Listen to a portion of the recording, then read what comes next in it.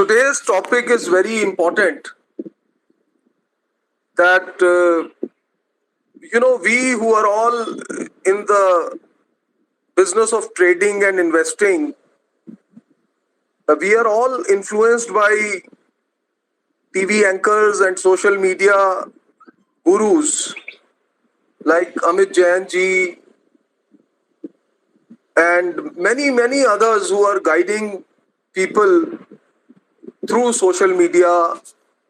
There are TV anchors who have become very influential, popular, and some of them are, very popular with people. I would like our listeners also to share with us their journey, trading journey, and who are the people who have influenced them, and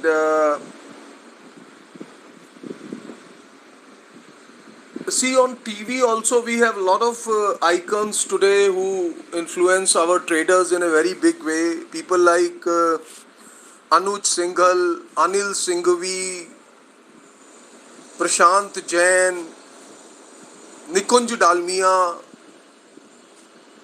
So there are so many people who are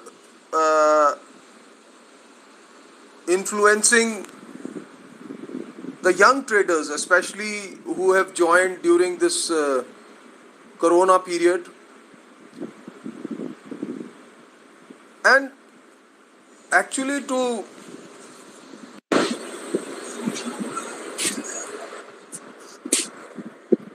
be very honest, today learning about trading and investing, it has become very easy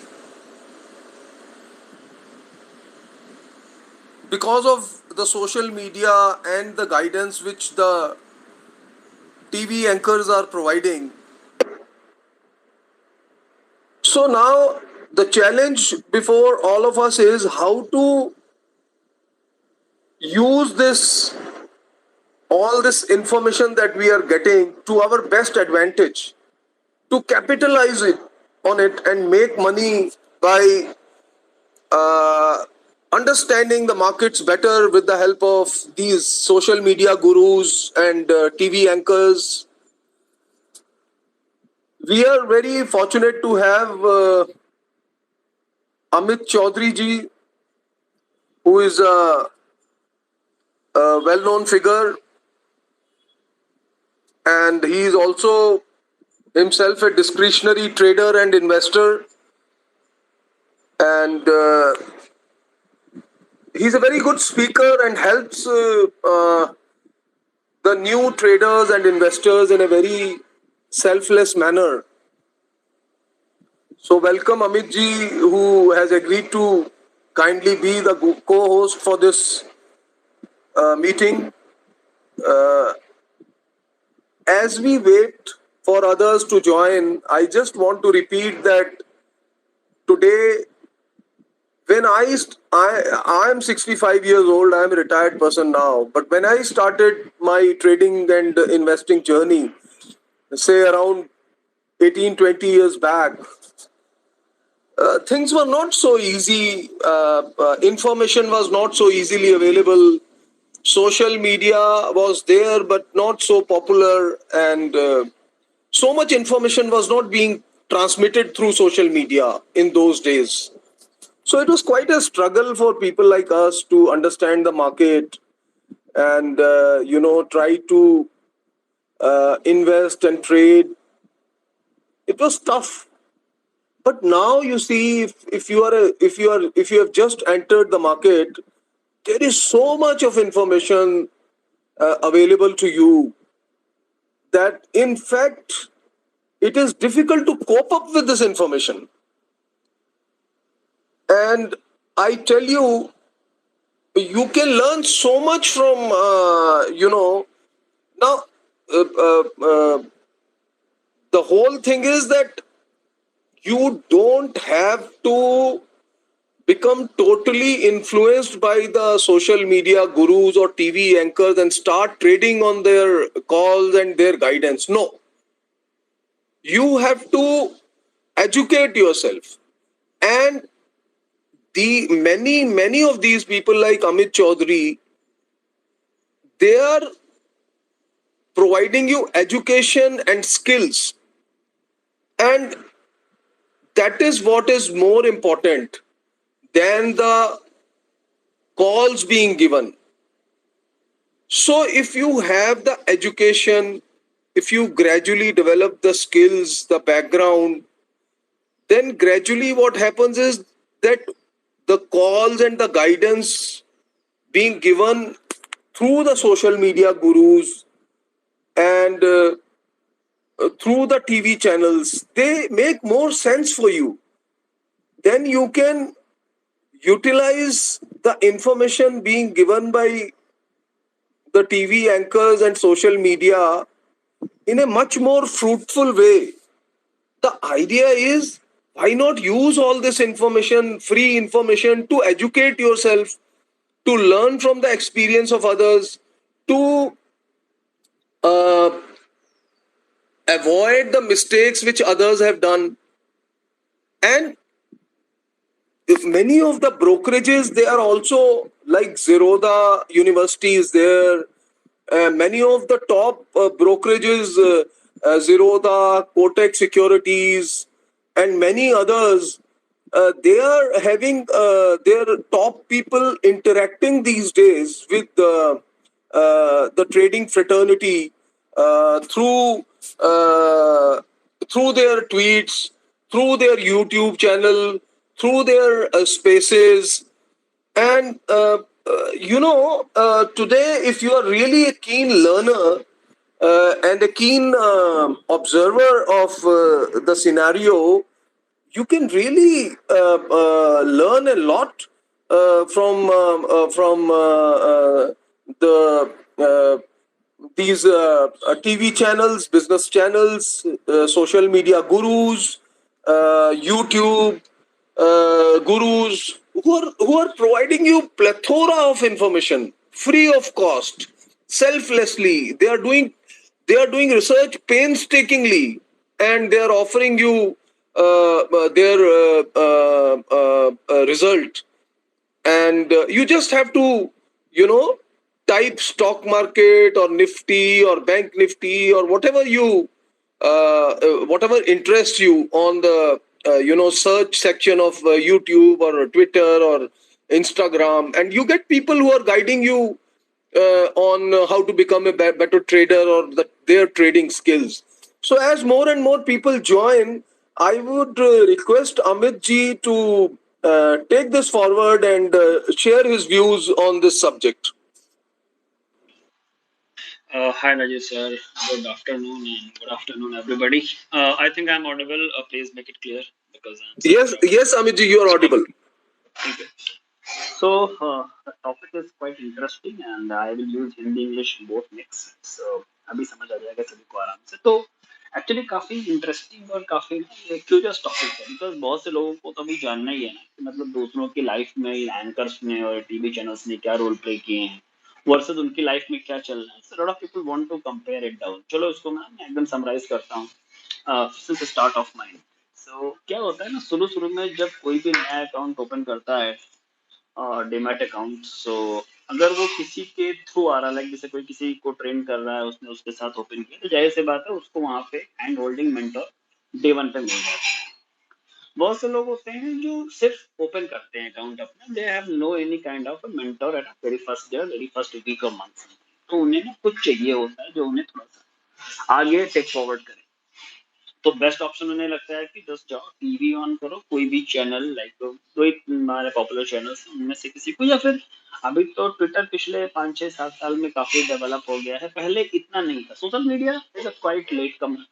पहले जो था वो हमारा TV media था और उससे पहले हमारे न्यूज वो आया करते थे पेपर्स आया करते थे. पेपर से पूरा एक पन्ना आता था पूरा वो ना जिसमें शेयर्स के सब दाम वाम लिख करके आते थे. 1998 was my first IPO. What I applied, it was the Bank of Baroda that time at the rate of 85, and I take the profit of that is 165 166। तो उसमें क्या होता था, एडीसी से शुरू होता था और जील तक पूरा आता था, और उसमें ना 4-5 रेट्स लिखे रहते थे, तो हम लोग वहीं से ना पूरा उसका आइडिया लेते थे। और sir Raju sir old very old में आइडिया है कैसे होता था पहले ही। अभी तो बहुत कुछ आपको फिंगर टिप्स फिंगर फ्लिप्स पे अवेलेबल है चीजें। तो ये एक प्लस पॉइंट रहा है सोशल मीडिया और एंकर्स का और टीवी। मैं मीडिया की बात करूँ तो मैं एंकर्स से बाद में आता हूँ। तो मीडिया का प्लस पॉइंट क्या रहा है कि आपके पास बहुत ज्यादा ट्रांसपेरेंसी अवेलेबल है, बहुत सी चीजें आपकी फास्ट हो गई हैं और चीजें काफी ट्रांसपेरेंट आपके सामने रहती है। You can take a quick action on that behalf. पहले ऐसा नहीं था। अब बात करते हैं हम सोशल मीडिया गुरुज की या टीवी एंकर्स की। इन दो को मैं अलग अलग कर देता हूँ। देखो, टीवी एंकर का जो की रोल है ना, it is always about to stick the audience with the TV. आप उनका रोल समझो, उनका रोल है क्या? उनका रोल है कि उनका टीवी चैनल मैक्सिमम देखा जाए, और जिसने टीवी ऑन कर दिया है वो चैनल ना बदले, चैनल स्विच ना करे, क्योंकि उनको टीआरपी का वैल्यू वहीं से मिलता है, उनके इंसेंटिव्स वहीं से आते हैं। तो उसको मेंटेन करने के लिए वो बहुत सारी एक्टिविटी करते हैं। डार्क एक्टिविटी भी होती है और ब्राइट एक्टिविटी भी होती है। मैं किसी को क्रिटिसाइज ओनली करने के लिए यहाँ नहीं बैठा हूँ, क्योंकि मैंने भी बहुत कुछ सीखा है इन टीवी वालों से, बहुत कुछ। हाँ, अब मैंने कैसे किया वो बताऊंगा। सोशल मीडिया के दो फेजेस होते हैं। पहला तो सोशल मीडिया का फेज है कि बहुत सारे लोग ऐसे हैं जो बिल्कुल विद फुल डिसेंट ऑनेस्टी बहुत कुछ फ्रीली सिखाते रहते हैं। They have only one vision to make the people literate, make the people educate. बस इसी सोशल मीडिया गुरुज में ना कुछ मतलब कुछ घोस्ट भी, हम डार्क घोस्ट कह सकते हैं। वो आपके थॉट प्रोसेस को, आपके सेंटिमेंट्स को, आपके इमोशंस को ट्रिगर करते हैं और रॉन्गली इन्फ्लुएंस या इफेक्ट करते हैं।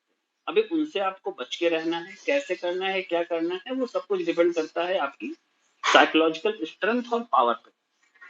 एक चीज है जो आपको सबसे ज्यादा इन्फ्लुएंस करती है इस मार्केट में, या आपको नो बर्बादी के रास्ते पे ले जाती है, शुद्ध भाषा में बोलूं तो वो है लालच। अब ग्रीड और फियर दोनों चीजें साइमल्टेनियस होती है, पर फियर में उतनी प्रॉब्लम नहीं है। फियर में क्या होगा, आप एक्शन नहीं लोगे, कम लोगे, जल्दी निकल जाओगे, यही है ना। पर रिस्क लेने की जो आपके अंदर कैपेबिलिटी डेवलप होती है ना, ओवर रिस्क करने की, वो होती है due to greed. Quick money, easy money, ये शब्द केवल डिक्शनरी तक सीमित है, इनका रियल लाइफ से कोई मतलब नहीं है। और इस दुनिया में मैक्सिमम क्राइम की वजह केवल ये दो शब्द है, quick money, easy money. I am talking about a monetary terms. Maximum wrong happenings या क्राइम्स की वजह ही है क्विक मनी और इजी मनी, क्योंकि ये शब्द होते नहीं है। तो इस चक्कर में लोग ना बहुत कुछ लंबे समय तक एडवेंचरस रहते, कुछ ना कुछ करते रहते। अब होता क्या है कि उनमें से जो एक्चुअल गुरुज हैं, वहां तक पहुंचते पहुंचते कभी कभी लोगों को बहुत लंबा वक्त लग जाता है कि वो जाएं और एक्चुअल गुरुज को समझ पाएं और गुरुज के शरण में जाएं। पहले कई बार उनको कई जगह धक्के खाने पड़ते हैं, कई बार वो बैडली इन्फ्लुएंस हो जाते हैं।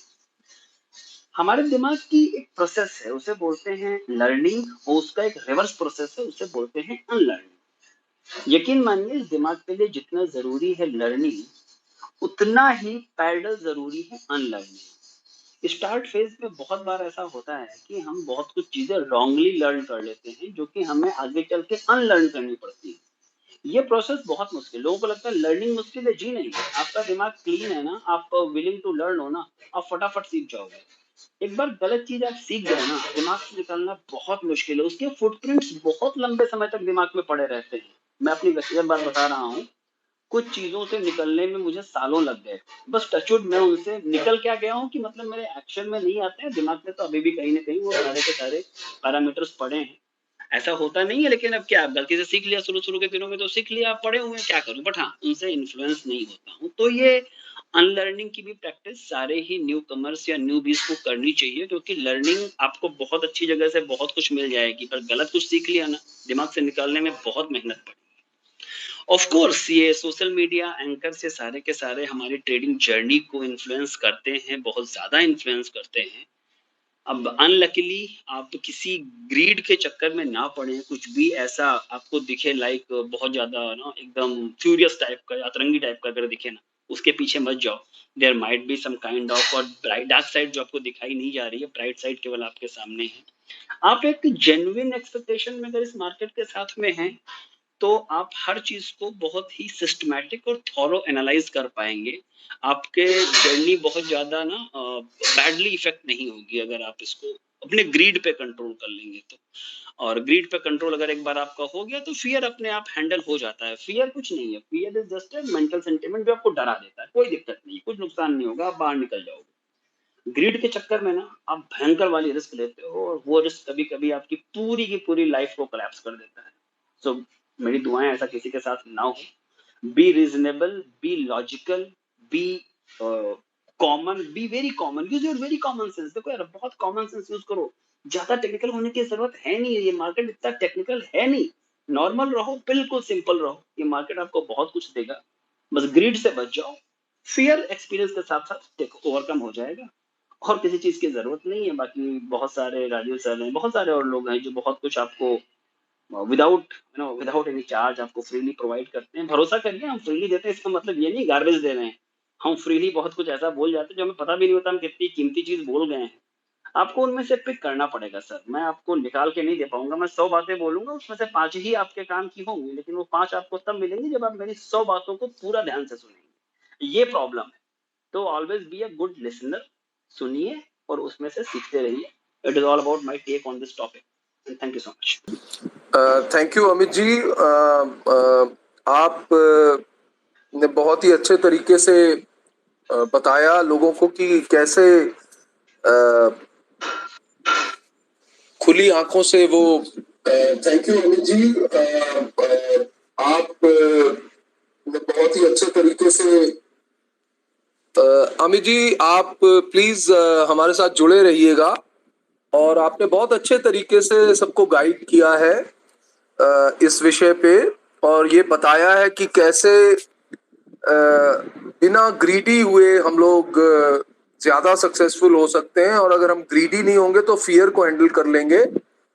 और आपने भी ये हाईलाइट किया है कि सोशल मीडिया पे आज जो इंफॉर्मेशन अवेलेबल है वो वाकई बहुत ही यूजफुल भी है और एजुकेटिव भी है।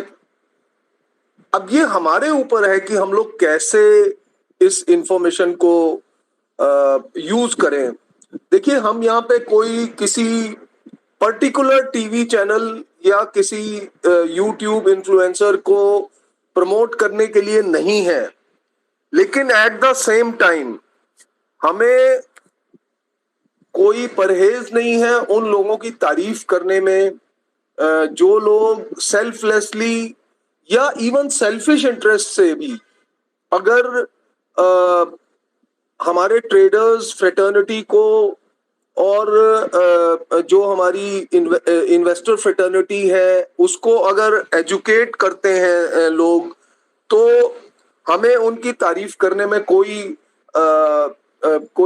हिचक नहीं है। और मैं यहाँ पे खुल के कहना चाहता हूं कि मेरा ये सुझाव है कि आप ये जो टीवी चैनल, प्रमुख टीवी चैनल हैं जैसे जी बिजनेस है, वहां पे जो उसके प्रमुख एंकर हैं मिस्टर अनिल सिंघवी, आप उनको सुनिए।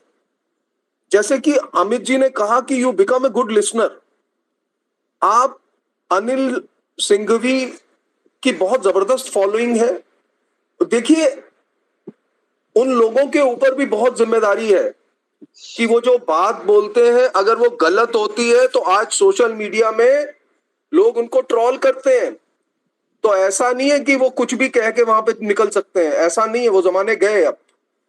तो उनकी अपनी रेपुटेशन स्टेक पे है, हर मिनट वो जो बोलते हैं बहुत सोच समझ के बोलते हैं।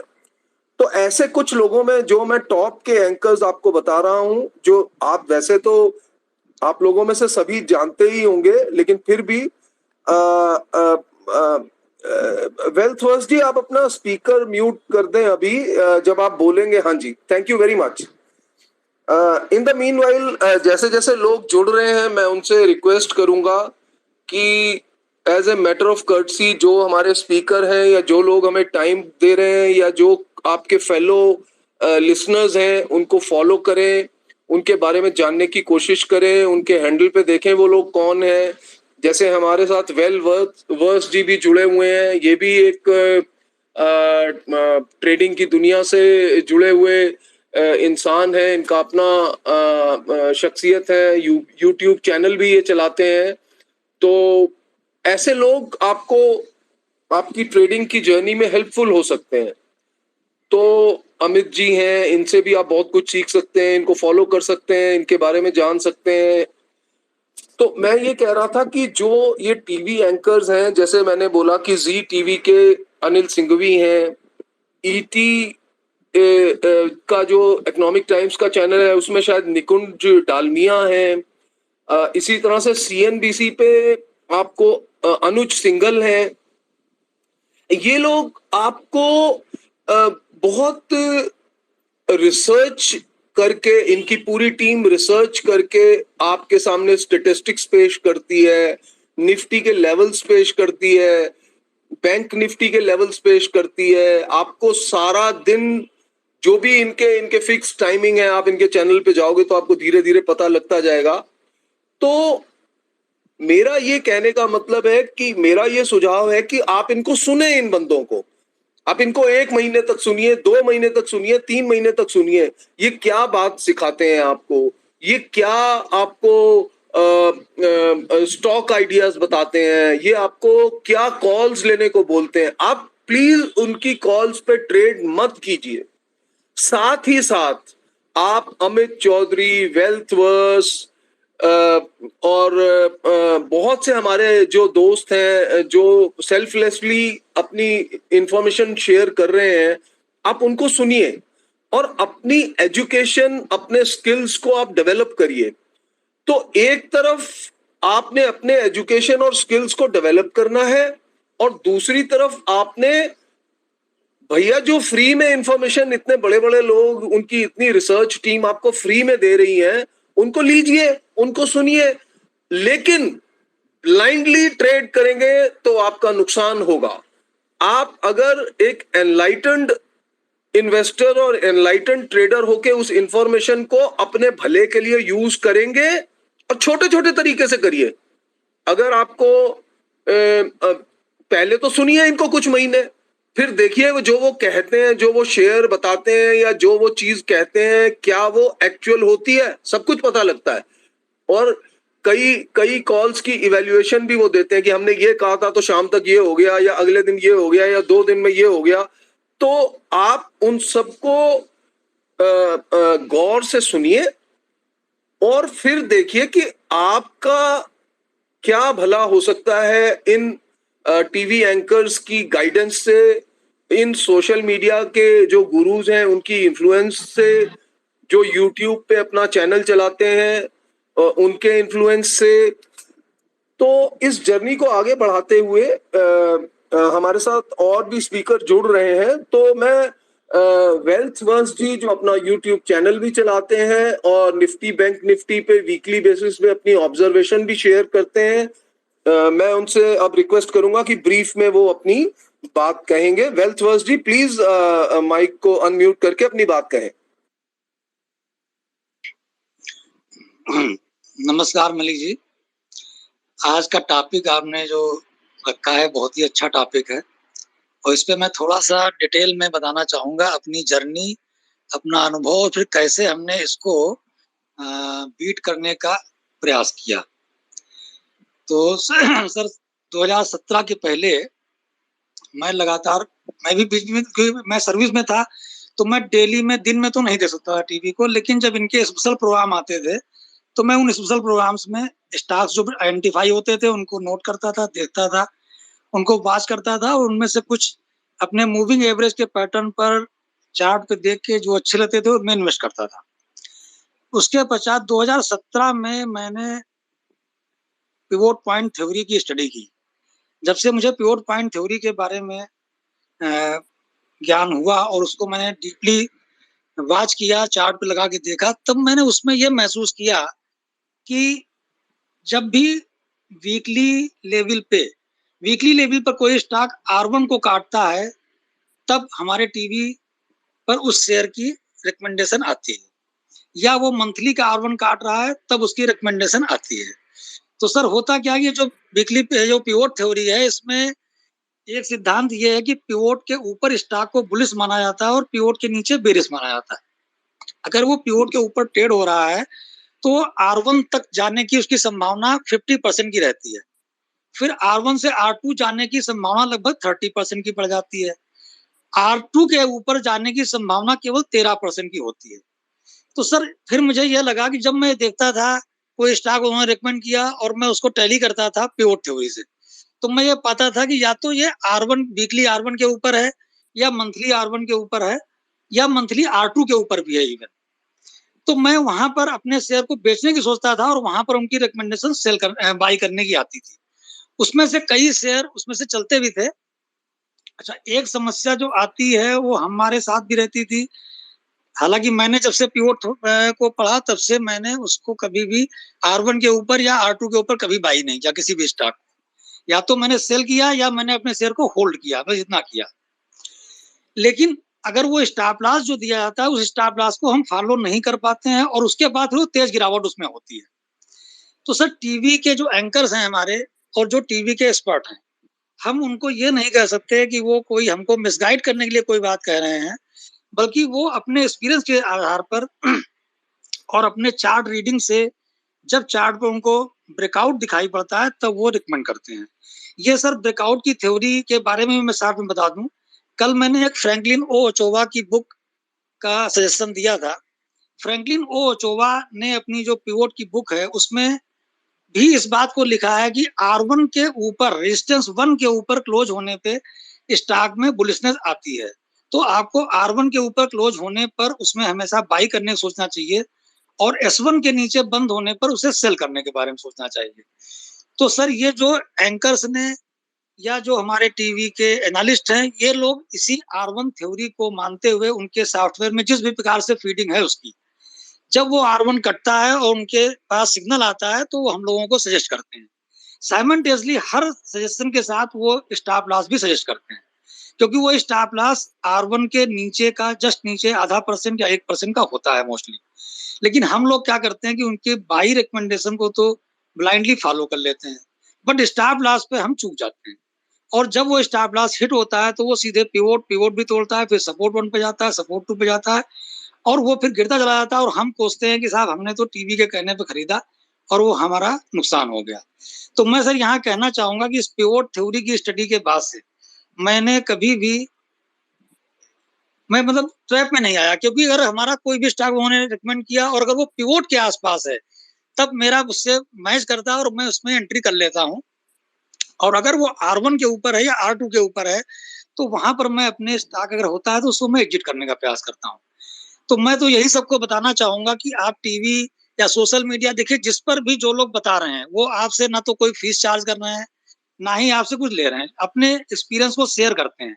जैसे मैं ही अपने यूट्यूब चैनल पर जो भी स्टॉक आइडेंटिफाई करता हूँ तो मैं आपको बता दूं डिस्क्लोजर के रूप में कि उनमें हम मंथली पिवोट और वीकली पिवोट का कॉन्फ्रेंस फाइंड करते हैं, जो कि सर अगर आप जिस भी डेट में ढूंढेंगे तो आपको एट ए टाइम आप 2000 स्टॉक में से मुश्किल से 10 या 12 स्टॉक में उस प्रकार का कॉन्फ्रेंस बनता है। और उस कॉन्फ्रेंस के ऊपर स्टॉक के जाने के ऊपर चांसेस बहुत रहते हैं, तो इसीलिए मेरी जो भी सक्सेस रेट रही है वो 80% की लगभग रही है। अगर हमने 10 स्टॉक आइडेंटिफाई किए हैं और मार्केट बहुत निगेटिव नहीं हुई है तो 8 स्टॉक उसमें से जरूर रिजल्ट देते हैं, 2 स्टॉक पिवोट के नीचे जाने पर फिर वो ब्रेक डाउन कर देते हैं। तो यहाँ पर मैं ये कहना चाहूंगा कि जो भी एनालिस्ट या जो भी एक्सपर्ट आपको बताता है तो हमको उसकी दोनों चीजों को ध्यान रखना चाहिए। केवल वन साइड का ध्यान नहीं रखना चाहिए कि हमने केवल उसकी बाई की रिकमेंडेशन को तो देखा सुना और उसको फॉलो भी कर लिया, लेकिन जो उसने स्टॉप लॉस बताया उसको मैं इग्नोर कर गया। क्योंकि स्टॉप लॉस जब वो बता रहे हैं तो वो अपने एक्सपीरियंस के हिसाब से बता रहे हैं और वो स्टॉप लॉस अगर टूटेगा तो निश्चित रूप से उस शेयर में ब्रेकडाउन आएगा और हम अगर उसकी पोजीशन लेके बैठेंगे तो हमें नुकसान निश्चित रूप से होगा सर। तो मैं यहाँ पर अपनी जो शार्ट में मेरा एक्सपीरियंस रहा है उसके आधार पर मैं आपको बता रहा हूँ कि पिवोट थ्योरी ने हमारे देखने के नजरिए को, सुनने के नजरिए को चेंज किया और फिर मैंने इसीलिए इस यूट्यूब चैनल के माध्यम से अपने एक्सपीरियंस को शेयर करने का प्रयास किया, जिसमें ना तो कोई चार्जेस हैं ना कोई किसी को किसी प्रकार से मोटिवेट किया था कि उसमें जुड़े या ना जुड़े या करे। जो उसका फायदा ले सकता है ले पावे, नहीं ले सकता तो कोई बात नहीं। मैंने अपने ट्विटर में भी कई बार पिवोट थ्योरी का जिक्र किया है और इसी के आधार पर सर मैं आपको बता रहा हूँ कि लुपिन पर मैंने दिसंबर में एक कॉल दी थी कि ये लुपिन निगेटिव बायस में आ गया और अब ये ऊपर नहीं जा पाएगा, मतलब हमेशा निफ्टी को अंडर परफॉर्म करेगा। उस समय साहब इसका भाव 900 रुपए था और इस समय आज देखिए 3-4 महीने के बाद 5 महीने बाद वो 600 रुपए चल रहा है। और उस समय से उसने कभी भी निफ्टी को आउट परफॉर्म नहीं किया, हमेशा उसने निफ्टी को अंडर परफॉर्म किया। निफ्टी अगर 100 पॉइंट बढ़ेगी तो वो 20 रुपए बढ़ेगा, और अगर निफ्टी 100 पॉइंट घटेगी तो वो 30 रुपए घट जाता है। तो ये क्या कि जब भी चार्ट में और यहाँ पर हमको सबको चार्ट की थोड़ी-थोड़ी जानकारी, जितने भी लोग मार्केट में एंटर करते हैं, सोशल मीडिया पर इतना मैटर पड़ा हुआ है, लोगों ने अपने एक्सपीरियंस शेयर किए हैं, आप उनको पढ़िए, देखिए और उसको बैक टेस्ट करिए। सर इतनी अवेलेबल चीज़ें, इतनी वेबसाइट्स अवेलेबल हैं, अच्छी-अच्छी फ्री में अवेलेबल हैं, जिन पर कि हम टेस्टिंग भी कर सकते हैं, जिन पर कि हम चेक भी कर सकते हैं और अपने ट्रेडिंग और इन्वेस्टमेंट दोनों को इम्प्रूव कर सकते हैं।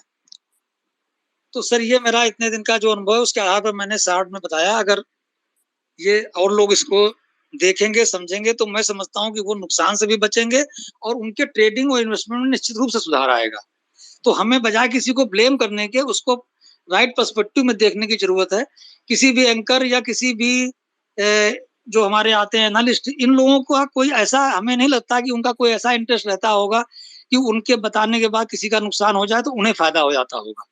लेकिन चूँकि वो लोग सिस्टम बेस्ड सिग्नल जनरेट होने पर ही बाई सिग्नल आने पर वो बाई की रिकमेंडेशन देते हैं। साथ-साथ वो जहाँ पर उनको लगता है कि सपोर्ट मेजर सपोर्ट है उसको स्टॉप लॉस के बारे में बताते हैं।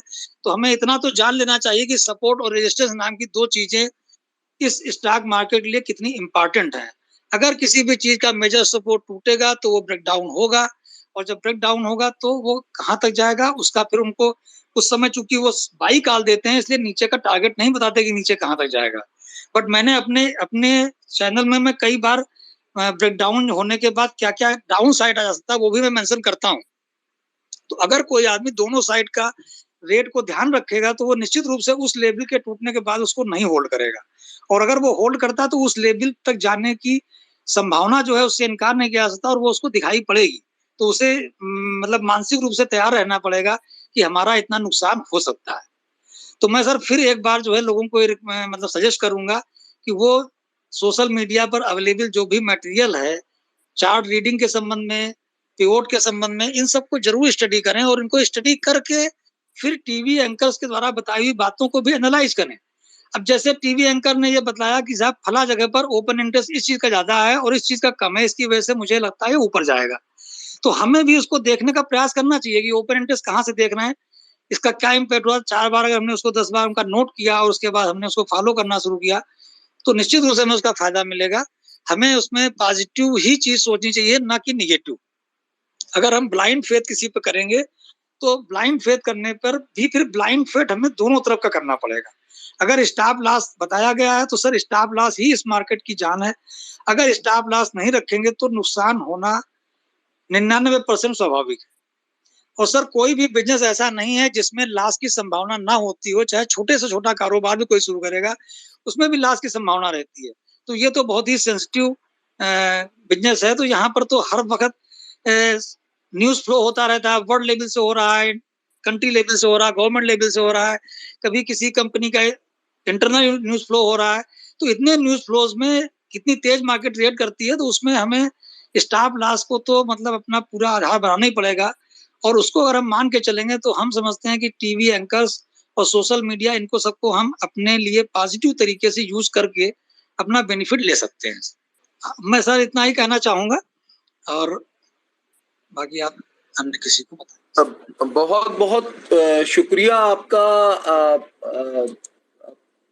वेल्थ वर्स जी, आपने बहुत ही अच्छे तरीके से, इनफैक्ट जो मैं कहना चाह रहा था या जो मैंने कहा उसी को आपने बहुत खूबसूरत तरीके से आगे बढ़ाया है। और मेरा भी यही मत है, मेरा भी यही व्यू है कि ये इतने टीवी एंकर, उनकी टीम्स और सोशल मीडिया पे यूट्यूब चैनल चलाने वाले और ट्विटर पे रिसर्च करके अपनी बात कहने वाले लोग, आफ्टर ऑल अपना इतना रिसर्च कर रहे हैं, इतनी मेहनत करके वो आपके सामने इंफॉर्मेशन दे रहे हैं, स्टॉक्स के बारे में बता रहे हैं, लेवल्स बता रहे हैं, तो आपको तो वो प्लेटर पे बहुत कुछ दे रहे हैं। और दूसरी बात याद रखिए, ये जो बिल्कुल सही कहा वेल्थ वर्स जी ने कि कोई भी टीवी एंकर या सोशल मीडिया का गुरु तभी पॉपुलर होगा, तभी उसको सुना जाएगा, उसको ट्रस्ट किया जाएगा जब उसकी बात में दम निकलेगा। क्योंकि लाखों लोग उसको देख रहे हैं, हजारों लोग उसको फॉलो कर रहे हैं, सैकड़ों लोग उसके कहने पे ट्रेड भी करते हैं।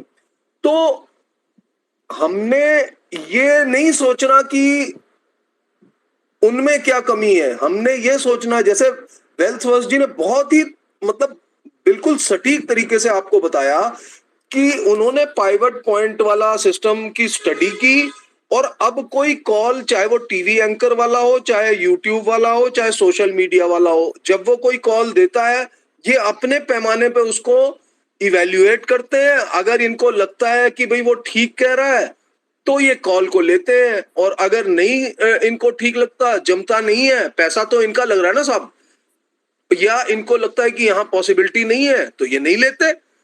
तो कहने का मतलब ये है कि मेरा ये मानना है कि आपके पास तो दसियों लोग इंफॉर्मेशन दे रहे हैं, उनके अपने इंटरेस्ट भी नेचुरली होंगे, लेकिन अगर आप स्मार्ट हैं, अगर आप अपने आपके पास स्किल्स हैं, समझ है, और टीवी एंकर्स के अलावा वहां पे टीवी में पैनलिस्ट भी आते हैं। जैसे मैं कुछ नाम बड़े लेना चाहूंगा, जैसे सुदर्शन